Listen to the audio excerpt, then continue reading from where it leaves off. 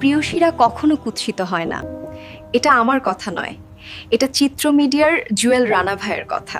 ভিডিওটা শেষ পর্যন্ত দেখবেন, অনেক কিছু বোঝার আছে, অনেক কিছু শেখার আছে। আমি তার একটি ইন্টারভিউ দেখছিলাম, সেখানে তিনি বলছিলেন কন্টেন্ট ক্রিয়েশন লাইফে আসার পেছনে তার স্ত্রীর চাওয়াই ছিল সবচেয়ে বড় কারণ। তিনি সব সময় চাইতেন জুয়েল ভাই যেন প্রকৃতির সাথে থাকেন। এই চাওয়াটাই ছিল তার জীবনের প্রেরণা। একসময় তার স্ত্রীর ক্যান্সার ধরা পড়ে, মাথার সব চুল পড়ে যায়।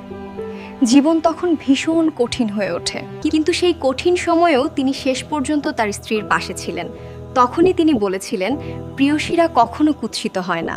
আসলে মন থেকে কেউ যদি কাউকে ভালোবাসে, তার চোখে তার প্রিয় মানুষটা কখনোই অসুন্দর হয় না। ভিডিওটা ভালো লাগলে একটা লাইক দিন, কমেন্টে আপনার মতামত জানাবেন আর ভিডিওটা শেয়ার করুন।